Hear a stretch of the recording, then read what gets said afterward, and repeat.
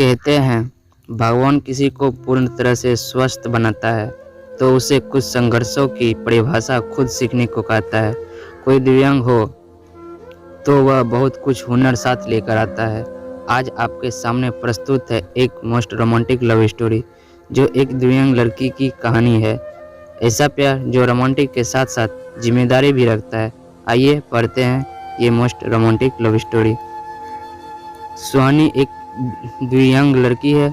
उसे पढ़ने व पढ़ाने का बहुत शौक था। उसने अपनी पढ़ाई पूरी कर गवर्नमेंट टीचर का कंपटीशन फाइट किया और एक सरकारी कर्मचारी अध्यापक पद प्राप्त कर लिया।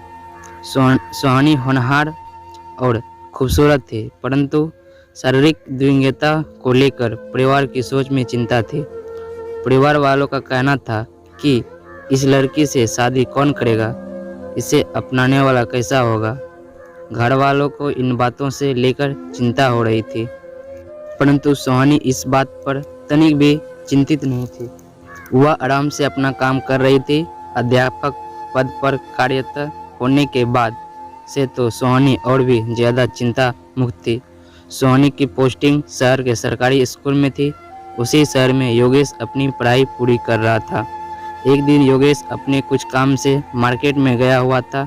तभी एक सिरफिरा लड़का बाइक के साथ उस मार्केट में तेजी से निकल रहा था। तभी योगेश गली क्रॉस करते हुए बाइक से टकरा गया और पास ही खड़ी सुहानी की 3 पहिया स्कूटी पर जा गिरा। उसके हाथ में चोट लगी थी। सुहानी अपनी स्कूटी पर ही बैठी थी। उसने योगेश को संभाला और कहा, तुम्हें चोट तो नहीं आई? योगेश ने कहा, मुझे हाथ पर चोट लगी है, मुझे हॉस्पिटल जाना चाहिए। सुहानी उसे अपनी स्कूटी में बैठाकर हॉस्पिटल लेकर गई। उपचार के बाद योगेश ठीक था। योगेश ने सुहानी को धन्यवाद कहा। सुहानी ने कहा, ठीक है, अब मैं तुम्हें घर छोड़ देती हूँ। योगेश ने कहा, आपको तकलीफ होगी, मैं चला जाऊँगा। सुहानी ने कहा, अरे इसमें तकलीफ की क्या बात है, मैं छोड़ दूंगी, आप आइए। सुहानी योगेश को घर छोड़कर अपने घर चली जाती है।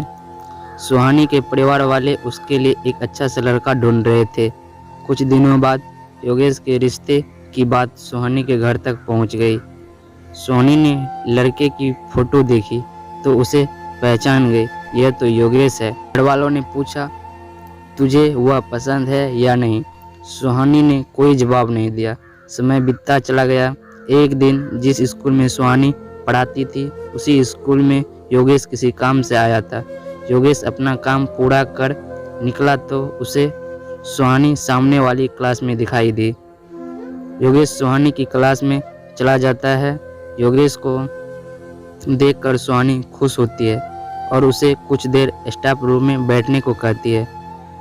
योगेश स्टाफ रूम में सुहानी का इंतजार करने लगा। कुछ देर में सुहानी आ गई। दोनों में परिवार को लेकर बातचीत होना शुरू हो गई। सुहानी ने कहा, तुम्हारी शादी का रिश्ता मेरे घर आया था। अपने शरीर से हो और मैं दिव्यांग हूँ, अपना मेल नहीं हो सकता। योगेश सुहानी को उसी दिन से चाहता था पर कुछ नहीं कह पा रहा था। उसने कहा कि वह रिश्ता मेरे कहने पर ही आपके पास आया था, पर आपकी कोई प्रतिक्रिया नहीं आई। मैंने सोचा आप शायद मुझे पसंद नहीं करती। सुहानी ने कहा, ऐसी बात नहीं है, आप मुझे अच्छे लगते हो। परंतु इतने में योगेश बोलता है, आप मुझसे शादी करना पसंद करोगी? मैं आपसे शादी करने को तैयार हूँ। सुहानी ने कहा, पर मैं दिव्यांग हूँ। योगेश ने कहा, इससे मुझे कोई फर्क नहीं पड़ता। योगेश ने सुहानी का हाथ पकड़ते हुए कहा कि मुझे तुमसे प्यार करने का मौका दे दो प्लीज़। सुहानी ने योगेश को मुस्कुराते हुए हाँ कह दी और दोनों की प्रेम कहानी शुरू हो गई। 2 माह बाद दोनों ने शादी कर ली। तो दोस्तों, सभी तरह की कहानियाँ लगातार सुनने के लिए इस चैनल को सब्सक्राइब करके घंटी के बटन को दबाकर ऑल पर सेट कर लीजिए ताकि आने वाली वीडियो का नोटिफिकेशन आपके पास तुरंत पहुंच जाए। जय हिंद।